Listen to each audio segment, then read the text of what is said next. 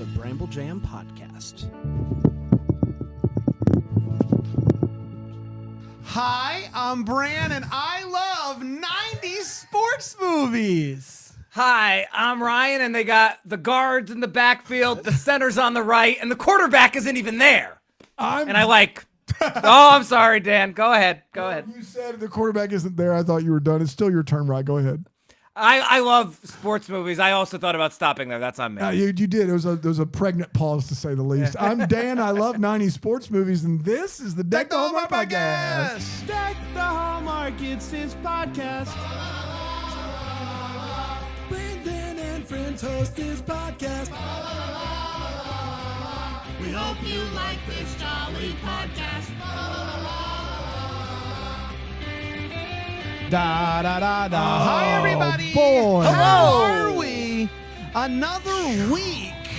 Another 90s sports movie. Mighty Monday. Said it, Brent. Mighty Mondays. What the duck? People are loving Mighty Monday. I don't Are they actually really? know that for sure. I haven't really heard much feedback one way or the other, to be honest with you. But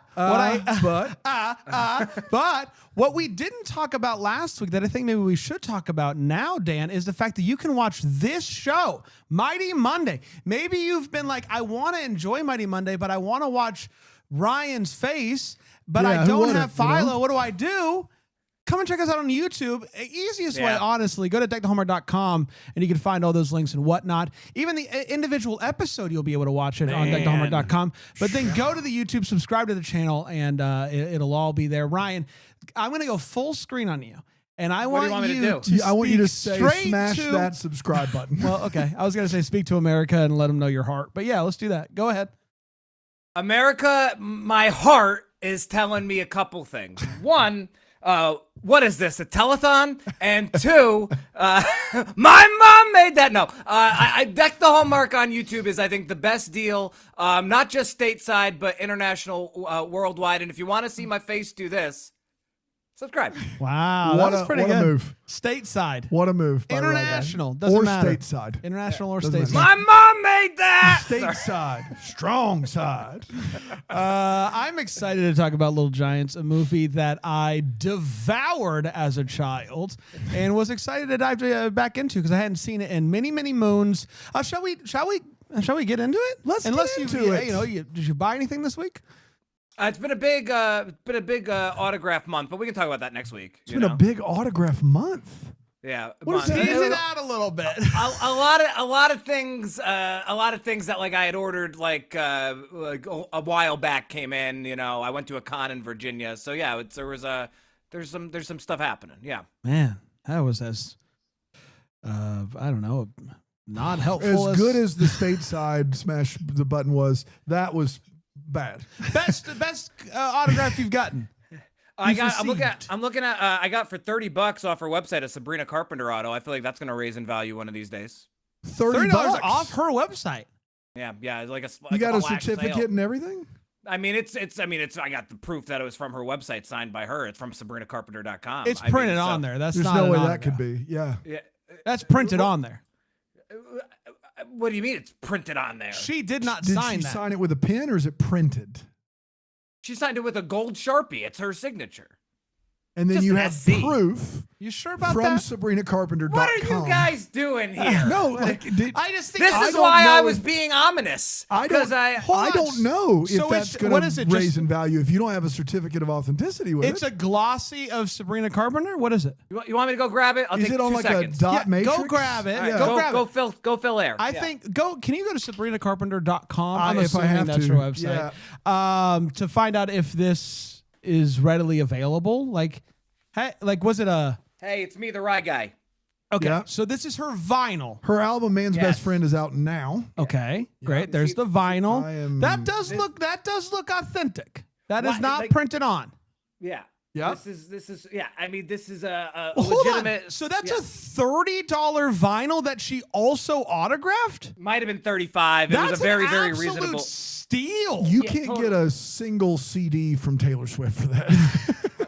Yeah. I mean, she's doing it right. But I mean, vinyls are expensive. The cost is really gone up in past years. Totally. It might have been $40, but it was right around there, 30 to 40. It's going to be $100 by the time you're done. You Currently, keep this going CD, up the $5. D2G Lux packaging LP is $60. Yep. Yeah, hold on. I can find this real quick. How's this I can find album? this real- The LP is $32.99. You know, Bran, I think you and I have talked about this. I'm a longtime fan because obviously she was on Girl Meets World. I prefer the old stuff. I but there's prefer the old stuff as well. Yeah, but there's a couple slappers on here. Okay, hey, I was a little off with shipping. $34.98 sold out. Yep, Yeah. with shipping. So I was both right and wrong. With shipping, this came out to under $50. It's a good deal. $48.19. Yeah, good I deal. feel like that might actually raise in value. Good job. Thank you. And that's Thank you. straight from the source. Yeah. Right. SabrinaCarpenter.com wouldn't lie. But Yeah, it's I don't not a think- limited number. She didn't limit it. She sold it out. Okay, She maybe sold it. didn't. No, it was definitely a limited number. Yeah, I mean, I think she did 2 runs of them, and so that's I feel like a pretty good score, and someone I'm legitimately a fan of. So I feel pretty good about that. Good honor. Take on the world. Take on That- the that- world. that song Song's bumps, a man. banger. That's a Yeah. great song. A banger. Reverse of a song. crushes. Yeah. Yeah. So, and we can talk about other stuff. What's with the other girl? She was on Snowpiercer on TNT, a What's show her I never name? watched. Rowan Blanchard. I Rowan believe. Blanchard. Yeah, She was great. Oh, yeah, a talented actress. And then the Girl Meets World was a pretty good show. And then the big Topanga news this week, or last week as it may be, Dancing with the Stars. I know. Yeah. It's big news. Is it going to get you to tune in? I mean, I've watched Dancing with the Stars before, so yeah, like there's been full seasons of Dancing. with Right, the, guys, like it's not going to take Danielle Fishel to get me yeah, involved into like, Dancing with the Stars. I'm not an season. every season guy. Did but you like, watch if it for somebody, Reginald? Oh yeah, I was in on that. I was Wanye from Boyz II Men was on. If somebody I care about's on the show, I watch the show. Sure. So like It's I think Topanga. she could. Yeah, I What's think she could taking win it. Topanga so long? Let's take I him don't so know, long to get there's a- Topanga. There We'll was have a to rumor listen- that Victor Webster was going to be on there, and saw he didn't that. happen. Yeah, I wonder if he just didn't make the cut. I wonder Yeah. how that works. Like that'd be a reality show in and of itself. Like how they narrow down to 12 or whatever the Making number is the on Dancing with the Stars cut. Yeah. Cut. Yeah. Let's talk Little Giants. It originally premiered on October 14th, 1994, and it went a little something like this. The movie kicks off with some wacky football animation, the X's, the O's, the Little Giants. It is 1964, and the O'Shea brothers are walking down the street. Big brother Kevin is annoyed that little brother Danny is tagging along to play football with his friends. So annoyed, in fact, that Kevin won't even pick his own brother for his team. He doesn't make the cut. To cheer him up, he tells him that one day their names are going to be up on that water tower, the O'Shea brothers. Cut to present day, and the only name on that water tower is Kevin O'Shea. Kevin owns a car dealership, and most importantly, he coaches peewee football.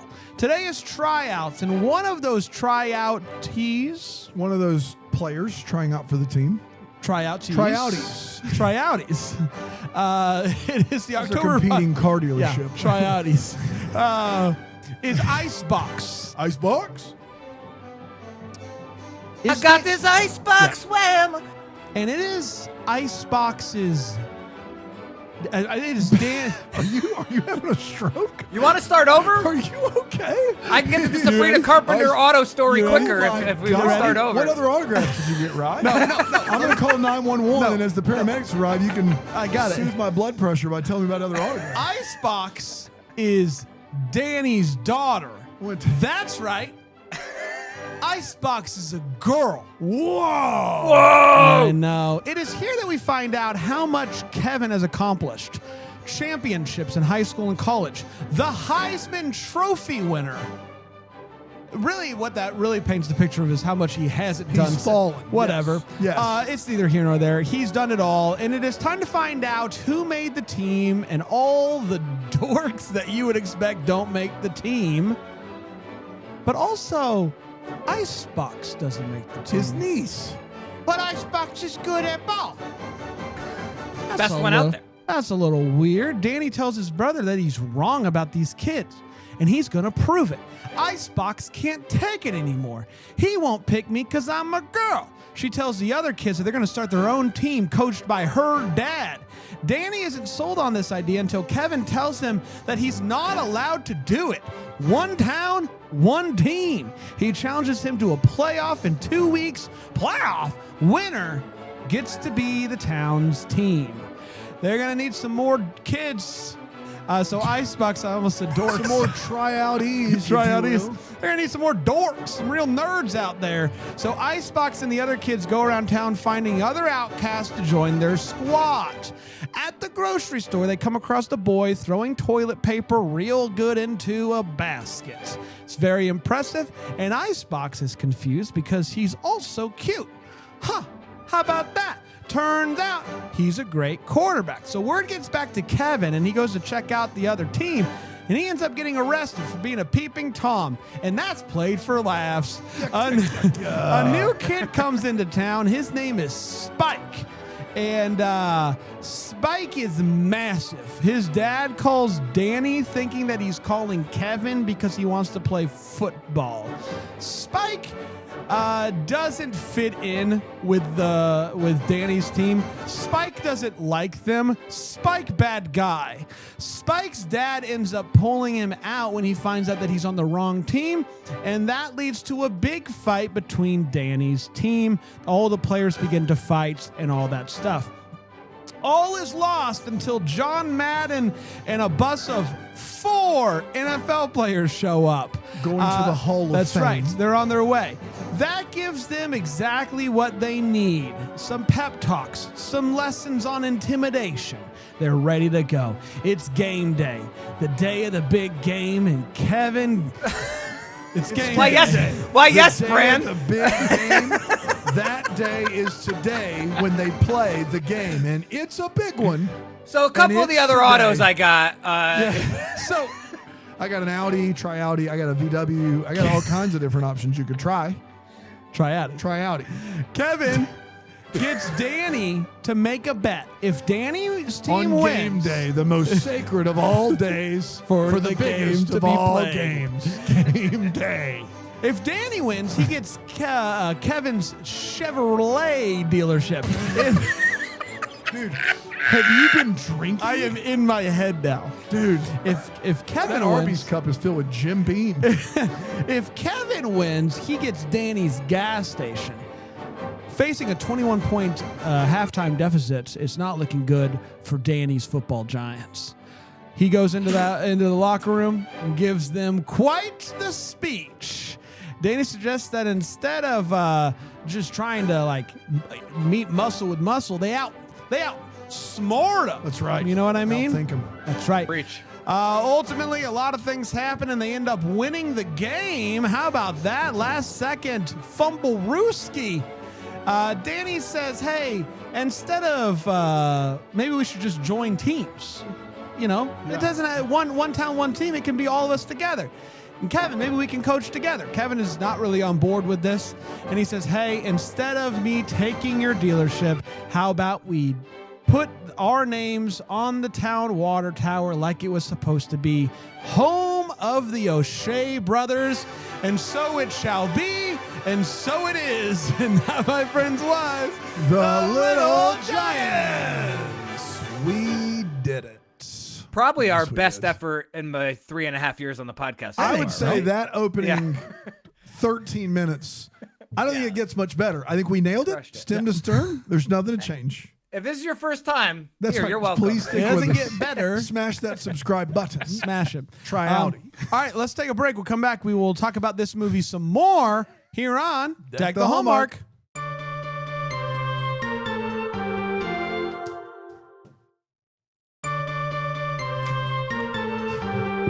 Hey, everybody, welcome back. We are talking about the Little Giants today on Mighty Monday. Yeah, boy. Let's get to the hot take. It's where we share exactly how we felt about this episode, this movie, this program. We do not hold This back. episode. And I'm going to kick it over to you, Rye Guy. Rye, Little Giants. First of all, what was your experience with Little Giants before today? And what is it now? Bran, I'm glad you asked. So I also wore out the Little Giants VHS as a kid, and I will say, for context, that I love pretty much every movie that we're going to watch for Mighty Mondays, but the only two I watch yearly are D2 and this. Wow. I watch Little Giants. Granted, I just broke the rules right now for this, but I watch the Little Giants pretty much every Super Bowl weekend. Every year, almost without fail. I would say that's been a tradition for, close to a decade now, if not longer. Also, I guess just for context, this is the first football movie we're reviewing, I believe, right? For Mighty Mondays. Yes. And maybe ever. I don't know if the three of us have ever reviewed football before. But football is my favorite sport to watch. Didn't play as a kid, but, to reveal the curtain back here, we're recording this on the first day of the NFL season. Yeah, very exciting. We didn't even plan that. It was very exciting.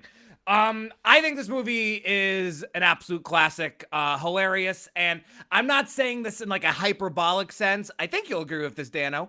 A pretty timeless film in the sense that it takes place in the 90s, but it doesn't feel like it takes place in the 90s in a good way. The town itself, looks like it could be from the 60s. It could be from any decade. You're right. Yeah. And I think by and large, I do think this movie is legitimately really, really funny. And none of the jokes, maybe they don't age the best, but none of them are outdated, if that makes sense, by and large. Like, I think the laughs and the yucks that were there for me as a kid are still there. The biggest takeaway, the biggest thing when you're talking about this movie is that Rick Moranis and Ed O'Neill are fantastic. I buy them. I buy them as brothers. I buy their chemistry. It's a tale as old as time in terms of little brother, having the syndrome that his big brother just doesn't care enough about him. All that type of stuff. What else are on my notes here? Pretty much every kid is legitimately really funny. Not a ton of success in terms of careers afterwards other than Devon, Sawa, but I think it's a really good ensemble cast, and they're asked to do some really I don't want to say high-end comedy, but these jokes are definitely that could play for kids and adults, and I feel like all the kids are really, really funny. Honestly, my only slight critique about this film is I feel like the editing isn't great on the final touchdown, and that's not a big deal. I adore this movie. It still pretty much checks every single box, and per the diss list, this should be second in my rankings, but heat of the moment, just watch D2 and this close together. Maybe I'll change by the end, but right now, Brando, this is number one for me. This is the number one of the movies we've watched so far. Yeah. Yep. How about right now? that? I could change. Got to pray about it. All that stuff. Hallelujah, holla back. Or what is? Ain't no holla back, girl. Yeah. Hallelujah, holler back. Triality, all the things. Testimony, all that. But right now, you're not. Well, you're going to use your skip again. Or oh, okay. No, I can give you the full list. Okay, I also have some other. I have some other autos I could tell you about, but we'll go Little Giants, D2, D3. Space Jam, Angels in the Outfield. Excuse me. Where's D1 in that? D1 ahead of Angels in the Outfield. Right now, Angels in the Outfield is last, but it's a close race. The fact really, that really the close Mighty race. Ducks and Angels in the Outfield are the two worst movies that Ryan said. Worst is a strong word. Worst is a strong. But that should just show you the difference in age and human being between the two of us. Those are up there near my two favorites, if not my two favorites. That's a crazy take. I love both of those films. They're last on his list. That doesn't mean they're bad. It just means that they're kind of not. does. You got Space Jam ahead of it. Kind of does. Time out. Space Jam is what number for you? I'll go. No, Little Giants. You're about to be in it because Space Jam made your top 10 sports movies of all time. Little Giants did not. Did Little Giants? No, Little Giants did. Bring it up. Little Giants was ahead of Space Jam. Okay, I asked Brian. He said that it did not. I couldn't recall. Well, what did you think I was gonna have Air Bud on there? Little Giants, D2. There is a lot of emotional gravitas there, Bud. Little Giants, yeah. Little Giants, D2, D3, Space Jam, Mighty Ducks, Angels in the Outfield. Wow. Right now, but again, we're in the midst of the exercise. I thought you were going to say The Exorcist. It's so hard. It's so we're hard in to the do midst this. of being exercised. Yeah, myself. we're in the midst of the exorcism. Go ahead, Bran. I like it. As mentioned, I did wear this VHS out as a kid.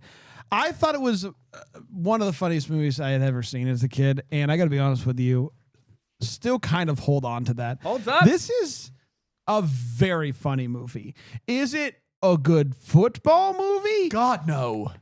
who can say really what is After Ryan complained about how they got the baseball wrong in Angels in the Outfield, not a word about the football in this movie from Ryan. I just want to be very clear. I was told that doesn't matter after Angels in the Oh, Outfield. no, it matters. It matters very much. I told you why they got it right in Angels in the Outfield. It matters. Through the eyes of a child, that's the spirit of baseball, is anything can happen. That's why they got it right. Through the eyes of me, I think Pee Wee football was represented perfectly fine in this film. In a Brand. scrimmage, yeah, I got it. It's a very funny movie that also is very funny football. The laughs per capita are off the charts of this movie. I would say I don't know what it means. it's a catch-all. I would say that I'll talk about my list here in a second, but I'm doing my best, right, to try to suppress Were you 8? the feelings that I had as a child. Yeah. And I'm trying this to is be about, a guys. serious film critic. I'm doing the same. Yes. Yeah. No. And so, but the thing that is tough about this movie is that I do still find it to be incredibly funny. Like very funny movie. I did laugh a lot. And how much do I give the laughs, right? Like how much of this is about the laughs? Because there's so much about this movie that is absolutely ridiculous. And like, how do I juggle all them balls? You know what I mean? So here's how I'm going to juggle them balls. Okay. Juggle those Amen, balls. brother. Yeah. I'm not putting Little Giants high and I'm not putting Little Giants low. I'm putting it right there in the middle. Hold on, Bram. Before you say this, just keep in mind, This is so stupid. there goes my chance at the pros. Now I'm going to have to be a senator. This movie's very funny. Okay, It's a great. good- yeah, it's a very funny movie. I have D3 at the bottom. Oh, boy. Space Jam, Oh, boy. Little Giants. D2, Angels in the Outfield, Mighty Ducks. I think all things considered, That's it's a pretty good list. a pretty, and I'm yes. pretty proud of myself. You're pretty hard on D3, but I think that is a fair list. Dan, what are your thoughts on Little Giants? A movie that, if I remember correctly, you told me that you had only seen once before we watched it together. This movie is like the tail. So I'm 11 and a half when this movie comes out. And my wheelhouse of these movies kind of had just ended. Like Rookie of the Year, Angels in the Outfield, the first 2 Mighty Ducks movies, like these were all like absolute classics. And when I saw this movie, there was something about it that felt like I was just not quite in the age for it. So like I watched it and I remember I've not seen it since. I remember thinking out loud, why is John Madden why are John Madden and Emmett Smith here? And that doesn't happen in these other movies. Like in Rookie of the Year, he plays against baseball players, but there's no stunt casting. In the Mighty Ducks, they do this thing with the stars briefly, but they're in Minnesota anyway. And I remember thinking that, and I remember Gretzky.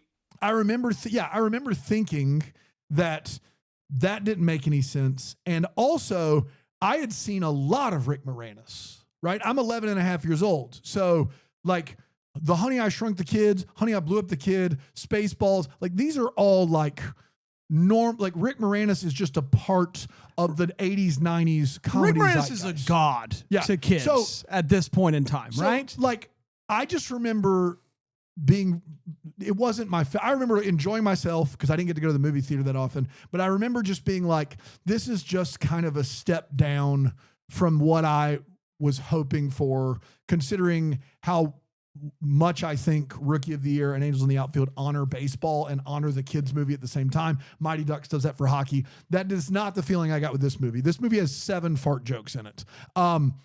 7 too. Not enough. 7 fart jokes. I Not think enough. for a kids movie, you get a fart joke early that loads the gun, and you get one at the end, If you that will. does it, and then it does If it. you will. And that's how you do that. This movie has 7 fart jokes in it. It's crazy. That's one dude's whole personality. It's wild. Yeah, I see. Now you guys are just good. Go ahead. No, go ahead. You got any more? Yeah. If you thought the first segment was bad, wait till you hear the second segment where we got fart noises. Yeah. Here, go ahead. You finding something? You got it? That's a trombone fart. Really? Sure. Why not? Okay. So here's what I will say is the movie is exactly what I thought it was, but it actually is better than I thought it was at the same time, if that makes sense. So I would say this. You don't know what you got till it's gone. Rick Moranis is a national treasure. And this to me at 11 and a half years old this is not full bore Rick Moranis. Looking back, this is Rick Moranis doing what Rick Moranis does best. Ed O'Neill he is not winking for a second in this role. He is so very serious about who he is and why he thinks he's a big deal. And that's really the driving force of this movie. The other thing I like is that this movie, pretty much before its time, just acknowledges this girl just kicks butt at football and she is just established as a girl that's the best football player. And that's a really cool storyline for 1994. Does this movie have the gravitas or the emotional punch of literally any movie we've watched during Mighty Mondays? No. Space Jam has more of a punch than this movie does from that standpoint. This movie contains some actual laughs. It's got Ed O'Neill and it's got Rick Moranis, but still does suffer from all the things that I had a problem with when I watched it 30 years ago, basically, which is it's just kind of a watered down version of these other movies that I think work no matter what age you are. This movie is, you really had to be under 10 then, and you either had to be under 10 now or watch it when you were under 10 30 years ago. And so it is better than I remember it. I laughed out loud several times. Moranis and Ed O'Neill are both great in this movie, but it is like, are you okay? Yeah, you almost fell out of your chair. It's like the third or fourth carbon copy of a Bad News Bears Mighty Ducks movie. Yeah. And it's just a watered down, like the football doesn't matter. It like that stuff just isn't as good as these other movies, guys. And Space Jam, which is an out and out bad movie, I struggle because I like this movie more than Space Jam. But Space Jam has this very important cultural touchstone in it, which is arguably the best athlete in the world starring in a movie featuring the Looney Tunes, talking about his journey back to the sport that made him great. That I'm weighing that against the fact that movie sucks versus this movie at the bottom of the list. So for me, Angels in the Outfield 1, Mighty Ducks, the original 2, Mighty Ducks 2 at 3, Mighty Ducks 3 at 4. I'm going to go Little Giants at 5, Space Jam at 6. Okay. That's what I'm going to go with right now. All right. Okay. Let's give our feels. Rag Guy? I love the two old guys in the diner. They're great. Yeah. Shout So out great. to them. Wilbur and something else. They're great. They're placing bets. They're placing bets on the peewee. Yeah, they are. Football game, and I love Heck that. yeah. That's you The guys. odds. That's us. In a quarter booth when you guys are move old. down here in 40 years when I'll be 80 and you'll be 38. It'll be fantastic. Ryan, I need you to run a parlay for me. You'll be 38 real years. I mean, you'll be more than that. You know, but in actual, like, what's and like the where act my mind is, That's yeah, right. Yes. like, you know, Yes. where my priorities grips. are. Scatter them. Yeah. And put a parlay. Dan, I mostly adhere your point about the emotional pull not being there. I have a couple, Brand, so just bear with me. But the initial announcement of the Cowboys roster, I feel like, is actually kind of a gut punch. Like, you know, like that's a very, when Icebox and all the dorks, as Brand would say, don't make the team, that's like a pretty universal feeling, at least for us dorks. As I would know, say, yeah. Yeah. Like, you know, Listen, I was talking to Brand about this, and I'm not going to bring up what I told Brand about it, but Brand was cut from his middle school basketball team. And I know that does sting, and I get that. This is it's the single reason why I'm not in the NBA today. That's right. Right. It's the only reason. What's wild is I was never cut from an athletic team, and I still am not in the NBA. And so I don't know what happened to me. I should have made it. You weren't good. I wasn't good. You were bad. You were good, but you got cut, and then you just lost interest. He lost the forms. He lost the notes. They couldn't handle McNasty. He lost. It's clear as NBA crystal. is rife with 5'11" guys. This is what happened. Yeah. Guys, stop. no, I feel like Brand would have made it. I was good. I tried out. A hurricane hit. We were out of school for 2 weeks. And then we come back, and the roster was a mess. He lost his notes, and he forgot who was who. It's clear as crystal. Whatever. And he wasn't man enough, Coach Shaw, you weren't man enough to admit that you lost the notes. What's wild Didn't is have the stones. we have Coach Shaw on the line. We don't. But what is wild is that if this is what it takes, if this is the narrative you have to write to make it okay, then that's fine. Write the narrative. Do your thing. You have to admit that it's a plausible story. I don't know how good you were in middle school. Hey, Bran. Yes. Be Coach Saw. Hey, Coach Shaw. Coach Shaw, how are you?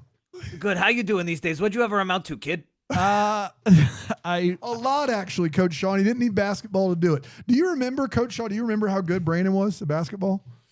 Let me dig up here through my notes. So they're a little. you don't you have the notes from 30 Coach years Shaw. ago, but you lost him in a hurricane? Or is Brandon just wrong about this whole thing? If he's wrong about it, it's going to be my favorite The day. Miami Hurricanes? If we have Coach Shaw and he comes on and goes, no, you're just bad, it's going to be the best day. The locker ever. room flooded in the hurricane, guys. But it flooded Brandon, in the you hurricane. know how middle school, I don't want to burst your bubble. You know how middle school works. People know who the good athletes are. If you were left off the team, there would have been a lot of scuttlebutt, right? There was like 60 kids that tried out for this But you basketball don't- team. It was a big middle 60? school. It was a Yeah. huge middle school. That seems like a lot, dude. I'm going to tell Yeah. you. I'm not saying They couldn't handle McNasty. I went to a bigger middle school than you did, and there wasn't 60 Hey, you kids don't trying out for freaking the know basket. how big my middle school was. All of a You sudden, we're all don't know poking my holes in that story. I will say this, Hey, Ryan. you don't know my story. Ryan, I will say there is something universal about kids who don't know that they shouldn't be playing sports yet. And I know that sounds terrible, but like, you know, when you find the thing that you love to do, it's because you tried other things that didn't work out for you. And there is something universal about going, I really think I'm going to make it, and then I don't make it. But the fact that, to me, the fact that the best player doesn't make the team gives them all reason to go home and go, well, this wasn't about my talent. He didn't like me. That's why that didn't do it for me the way it would if just the kids that, like, the other problem with this movie is the Little Giants are only underdogs in the sense that they have two of the three best players on the field at all times. They have the quarterback, Devon Sawa, and they have Icebox. And I know she doesn't technically play in the first half or whatever, and Devon Sawa gets injured, but for the majority of the runtime of this movie, two of the three best players in this city play for the Bad News Bears underdogs. That is not how that works. So there's that. Back to you, Ryan. Well, speaking of Devon Sawa, I just wanted to point out here, we had him on The Bump a few years ago, and I just want to tell everybody Bump on Twitch, I was very proud of myself that he was there to promote Chucky, the TV series, but I worked into my question. I was something like, facing Chucky is, as we all know, 80% mental and 40% physical. Yeah. And I don't know if he appreciated that or not, but I was very proud of myself, Brent. What did he do when you said it? I could find the clip. He didn't sell it. Like, he wasn't like, but I thought it was well done by Devon me. Sawa. And shout out to me. Yeah. And Ryan, of course, yes. Obviously, there's a lot of funny things that happen in this movie. I think that the kid who comes in, as you've quoted many times, like what was it? My mom. Do the my mom line. My mom made that. That kid is so If he's on screen, Brain's laughing. funny. Yes. Everything he does is funny. When Spike says, "I'm gonna rip your head off," and then he proceeds to like put his turtle up, and then he runs and takes his helmet with him, and all the kids are like, "Wow, ripped his head off." It's so funny. It's just, and that kid, I don't know who he is, but I'm one of the Kid of the year? one of the biggest of 96 Yeah, for about sure. 94 even. One of the biggest shames ever in the history of this planet is that kid not being the biggest star ever. What a take. I mean, if Ed O'Neill had found his note, maybe he would have been bigger, but Yeah, that's all it would take him. Yeah. So I say that there's not the emotional resonance of the other movies, and there isn't. But there is one great scene in the locker room where he does the one-time speech, and they all talk about that. That's a really good scene. Just a good kids movie, sports movie scene. Good, clean fun. It works. It just works. It works as good as all of those work in all of these movies. And Rick Moranis is delivering it. That's fun. That was a fun time, and I enjoyed that scene. We're going to take a break. We're going to come back, and we're going to get to the way what's and the What the duck? Duck. Here You did it, on Brano. Deck Deck the the Hallmark. Duck the Hallmark.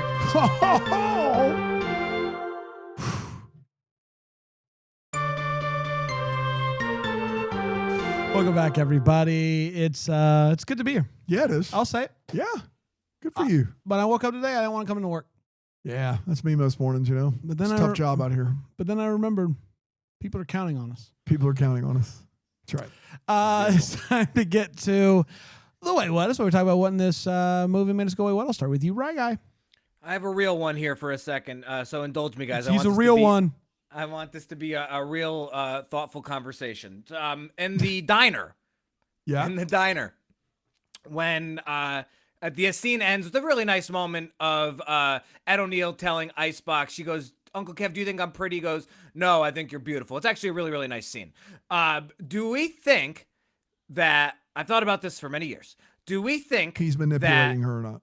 Yeah, because that's what's so great about that character is I think probably the answer is that it's both, is that he really loves his niece 100%. and he was manipulating her. But it's actually like a pretty layered scene Can't for do a both. fart joke movie. Can't be both. I think I took that as I'm upset that they didn't make this character full monster. Like every time there's a chance that this guy who's clearly a full monster has a chance to really go full monster for a kid's movie, he pulls back and he's a good uncle. He's a blah, blah, blah. And I didn't, not for a second that I think he was manipulating her, because I don't know if you know this, but if you really love somebody, you don't manipulate them, right? You can't do both of those things at the same time. That's not how life should work anyway. So I think he was being serious. But when I initially saw the scene, I thought he was manipulating her. And then as the movie goes on and she confides in him about this stuff over and over again, like 3 or 4 more scenes, at that point I was like, he's just being a good uncle, which is unfortunate. It's clear he loves Becky. Yeah, he loves Becky. Yeah, clearly this is a guy that we all know and probably all have in our family, right? That like this is just the way things are. You shouldn't be playing football. You should be a cheerleader. And like those type of people are often real confusing, as is the character of Kevin in this movie. Like, I think he does love her, and I think he also, I don't even know if he might not even know that he's manipulating her, but definitely is. Definitely Yeah. is. Yeah. I he possibly has had ulterior motives. All right, let's have fun. Yeah, let's have fun. Hot Hands. Good. I thought it was really thoughtful. Yeah, it was good stuff. Hot Hands is by far the fastest kid in tryouts. Yes. By Yes. far. Yeah, Can't and so catch. he can't catch, but there's a position called running back. Speed kills. There's a position. Yeah, it's peewee football. Even safety could have worked. Yes. I just think that's poor coaching by Coach Kev there, in my opinion. They do the sprints, and 8.5 seconds is considered a good time. Which what are they running there? But 20 also, 20 meters. we saw him do it.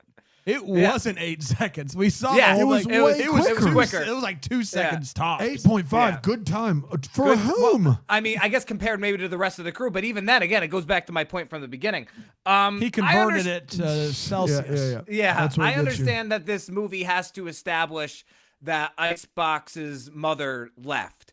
But it's a really strange decision for Rick Moranis, the man she left, to try to weave a web and comparing her mother leaving to her not getting picked for the peewee football team. I just don't know if that's what I would bring up. And that hey, I know you're bummed out you didn't make the team, but by the way, remember when Mom left and that was a real bummer Remember for when all Mom of us? took off on us? Yeah, What a remember thing. that bigger bummer? He does bring that up as Every often chance as he he Inopportune can. times. Yeah, for sure. Oh, he hates that woman. He hates that Yeah. woman. Yeah.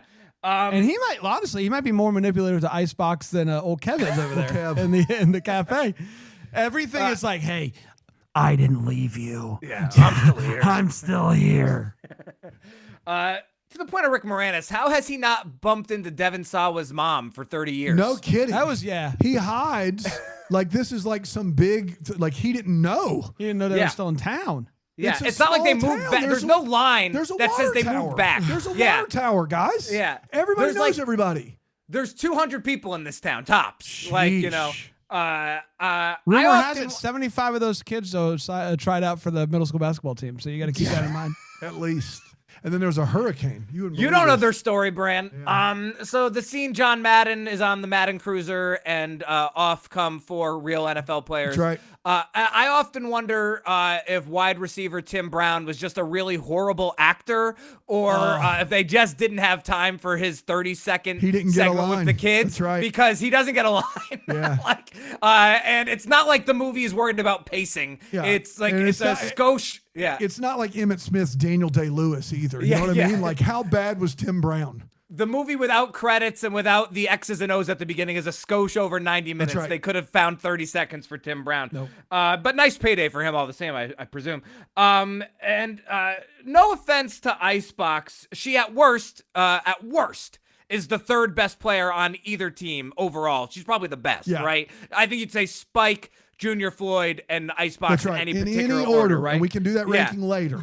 Right. Save it for the ranking episode. Yeah. It'll be its own thing. We can rank all the athletes from these movies. That would be Oh, I like that a lot. hysterical. Michael Jordan F tier. Dude. Yeah. But we can't do it. It's got to be a kid actor. And I think if Henry Rowan-Gardner, does he have his fastball or not? Like, that's a big question. Yeah, I like that idea a lot. Yeah, let's go. But my point here being, it's genuinely, no offense to, as Brand would say, the dorks of the Little Giants, but you don't have to keep lumping me in. yeah. But no offense to them, but the fact that they walk into the locker room before the game starts that day and think they are unbeatable because Dan, your point is well taken that they have Junior Floyd and Icebox. That's right. But other than that, the Cowboys are stacked with talent. That's right.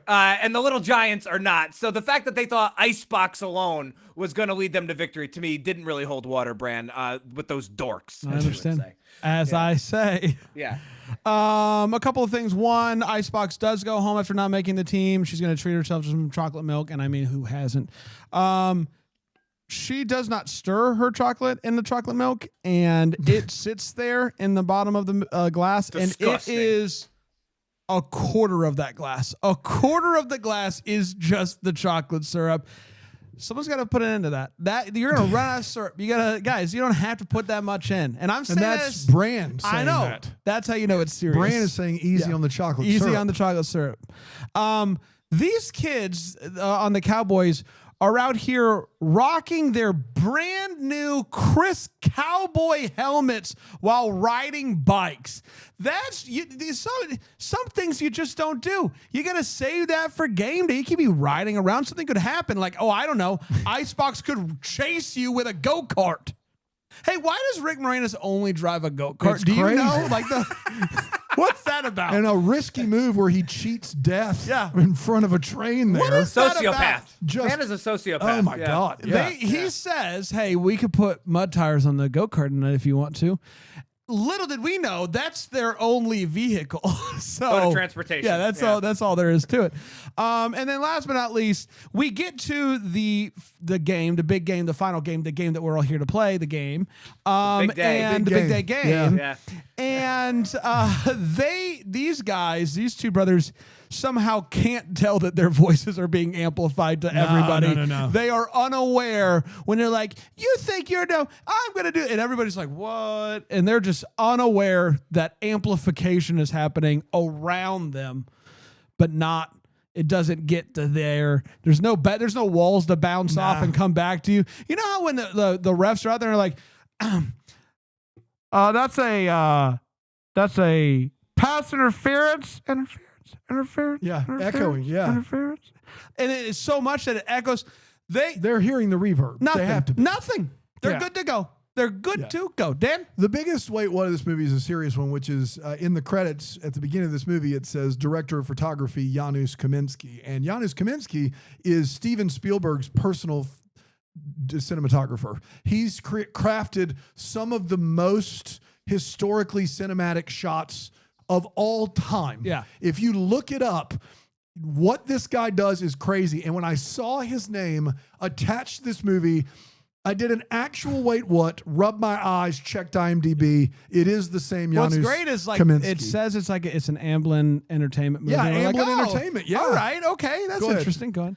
Steven Spielberg had no direct involvement in the production of Little Giants, but he was instrumental in its creation after seeing a 1992 McDonald's Super Bowl ad about Pee-wee football. Impressed by the ad, he contacted the creators, Ferguson and Shellcross, and hired them to write a script for a feature-length film. Steven Spielberg out here doing stuff, man, as per usual. And he gets his cinematographer, the guy that filmed like some of the most historic epics of all time. The guy that filmed, I believe, Saving Private Ryan did Little Giants. What are we doing? Maybe they went a bit hard on what Kevin O'Shea accomplished as a football player. How do I know that? It's because he won 3 high school state championships, a college national championship. He was an All-American, and he won a Heisman Trophy. Do you know how many people in the history of football have done those things? Very few. 0. None. It's never happened. How did he not make the pros? I looked it up. Well, my what the duck is what he do during the pros. But this guy accomplished stuff that no football player's ever accomplished. He can't even spring for an in-ground pool in his backyard. He's running a Chevy dealership. He's hawking cars on the weekend, and he's proud of a water tower. Maybe just dial back his accomplishments. Maybe he did one of those things. Maybe he made the big catch of a Hail Mary in college. Like, you're talking about Newt Rockney. Like, you're talking about like a guy that changed football forever, but landed in an 800-person town and now sells Chevys. He's fallen quite a bit in that regard. Rick Moranis goes up to his daughter's room and he's like, hey, I'm working on that new defense called a monster defense where you just run all over the field causing havoc. Not a defense. Not a thing. In fact, any football at any level will just run, hear me out, the other way. If you line your best player up, it's just not a thing that can happen. It's not a possibility in any level. And I don't need to get into the X's and O's of Ed O'Neill not calling a timeout on the 1-yard line with 9 seconds left when they know the play, but I guess I'm gonna. They know the play. He has a timeout left. He doesn't call it. Has he coached? Has he played football before? Probably a good time to use your timeout, buddy. Just saying. The family of there's the kid that can't catch zero. What's the kid that Hot hands? Hot hands. I'm thinking of holes. You are? The kid, And who isn't? The Digging up family them holes. of the kid. ARMP to the T. The kid that can't catch. His family at their house has so many footballs. So many leather-bound game balls, not rubber, backyard, not a Nerf, not a turbo. This dad has gotten no less than a dozen game-level footballs to practice with his son in the backyard. How much time are you saving there? Like, he just keeps chucking pigskins at him. And I'm like, he's going to run out eventually. Nope. Here comes another. They're not at the practice facility. Yeah. He just keeps chucking at a footballs certain at him. point, it's abuse, right? It's crazy. Give the kid a break. Get him used to one football. Let him go to sleep. Yeah. There's a scene in this movie where a police officer drives through a neighborhood and uses his loudspeaker to say goodnight to everyone. Big game tomorrow. And then wish good luck to all the players? Yeah. What? You don't have that in Greenville? I don't want that anywhere. I don't want any police officer driving through a neighborhood unsolicited. I don't care if he's your uncle. I don't care if he's driving through a subdivision just going, want to wish y'all good night tonight. I'm going to skip bed check, but good night. Please don't. Can we please live in a free America where we're not haunted by a made-up institution that's going to wish us good night on a loudspeaker with the power to arrest us in a kid's movie? Guys, come on. It's fun. We're having fun out there, you know? That's right. Is it weird? Is it weird? That was a little strange. It was a little strange. I bumped on that this time. It's a little strange. It's a little strange. Yeah, I would have never caught it at 11. I caught it now. Bump on Twitch. And offense to cheerleading clearly taken. It takes 5 weeks to prep for one football game, but you can be a cheerleader overnight. You can be a cheer. You can know all the routines, all the cheers just by having a skirt and some pom-poms. This movie simultaneously is like, yeah, a girl can be the best football player, and then turns around and is like, cheerleading's not important and it's easy. They do that in this movie, and I couldn't believe it. She just showed up and knew all the routines. It was just that easy. So there's that. It's time for What the Duck. What the It's where we Duck? wonder what could have been. Maybe have a clear question we still have. What are you still wondering about? Right? Hey, Rick Moranis, we miss you, man. Yeah. We miss you, bud. I mean, word is guy. he's coming back for Spaceballs too, but like, it's been 20 years too long. The water's warm. Alonzo Duralde wants to write some reviews on you. Come on back, bud. Let's Come go. on back. Absolutely. Yeah, I mean, Dan, you mentioned it, but what has Kevin been doing? Like, what was the journey from Heisman to car dealership owner? Like, what is that journey? Clearly, he's still very beloved in his small town, but like, we don't get much of that filling in the gap, starting a family, all that stuff. What's his deal? No, Dan? I wanted to know what he did in the pros. He had to get hurt, right? Like, He must have got hurt. There's world. But that's like would be such a big part of it, right? Like if every movie that ever has somebody who made the pros and got hurt, that's a part of it. They're like, man, it happened to me. You know, when I got hurt. This is like Steve Spurrier Fun and Gun, like when this movie comes out. And there was a lot of Steve Spurrier. Ed O'Neill is chewing gum. He's got the aviator sunglasses. He's doing this quick, like always got a jab, like Spurrier. Spurrier won a Heisman at Florida. Like that was my kind of like grounding for this character. I would assume that was Ed O'Neill's because it's so obvious. Like we know that Spurrier didn't have a great pro career. It's possible, but this guy did stuff that's never been done. What did he do in the pros? Did nobody take a chance on this guy? Did nobody go, maybe we should give him a shot since he's won everywhere he's been all the time? It's like Tim Tebow. Like Tim Tebow didn't do anything in the pros, but people were champing at the bit to give him a shot. Yeah. You know? Yeah. He would have gotten drafted at O'Neill. He would have definitely a gotten Heisman Trophy. Even like Eric Crouch got drafted in the 5th round as a wide receiver. He's a first-round pick. If he won a Natty, he was an All-American, was a Heisman Trophy winner in 3 high school national championships. No doubt about it. We did, everybody. Congratulations to us. Next week, new sport. Get on up, everybody. It's bobsled time. It's time for cool running. Oh, my gosh. Coming back for that. So great. Can we do it right now? Can we do it right now? Sign me up. So coming back for that next time. Until then, maybe the first to wish you a Merry Christmas. You got to do the thing. Oh, Deck the Hallmarks, a Bramble Jam podcast. It's produced by Brandon Gray, the Bramble Jam Podcast Network Studios in Greenville, South Carolina. For more information on Deck the Hallmark or to find all of our videos, you can go to deckthehallmark.com to watch us watch these. You can't do that, but you know what you can do? You can get every episode ad-free at bramblejamplus.com. It was all right. I'll get better.